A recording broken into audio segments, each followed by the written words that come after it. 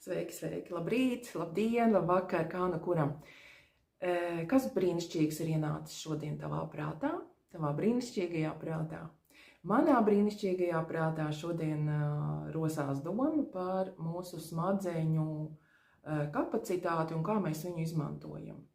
Jo lieta ir tāda, ka tā smadzeņu daļa, kas mūs padara par radības kroni, tā saucamo radības kroni, mūsu prāts, mūsu loģika, stratēģiskās spējas, tā dēvētais neokorteks, smadzeņu daļa, neokorteksa daļa, ir mūsu evolūcijas, kā cilvēka, mūsu smadzeņu evolūcijas daļa, jaunākā daļa. Un, diemžēl, lai arī fantastiska šī daļa ir devusi mums jaunas labas īpašības, tomēr nepilnīga. Nepietiekami apstrādā informāciju, nespēja uztvert visu informāciju un patērē ļoti daudz enerģijas. Kā rezultātā, ja mēs zinām šo faktu, mēs viņu varam kaut kādā veidā pielāgot, un dzīvē rīkoties tā, lai atbrīvotu mūsu smadzeņu neokorteksa daļai vairāk enerģijas un vairāk vietas jaunai informācijai. Un ko es šodien ieteiktu? Metode pavisam vienkārša.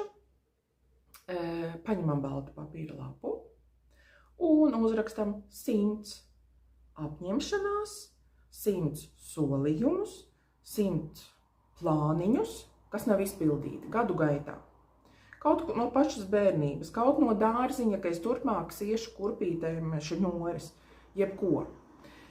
Vai ka es mīlēšu to dārziņa draugu uz visu mūžu.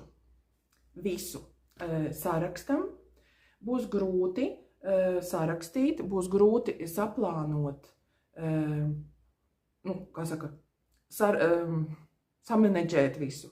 Varbūt pat nesanāks tie 100 uzreiz, bet laika gaitā iesaku iestrādāt pie šī jautājuma. Un katru lietu, ko mēs uzrakstam, pasakam, jā, paldies, tas nav aktuāli.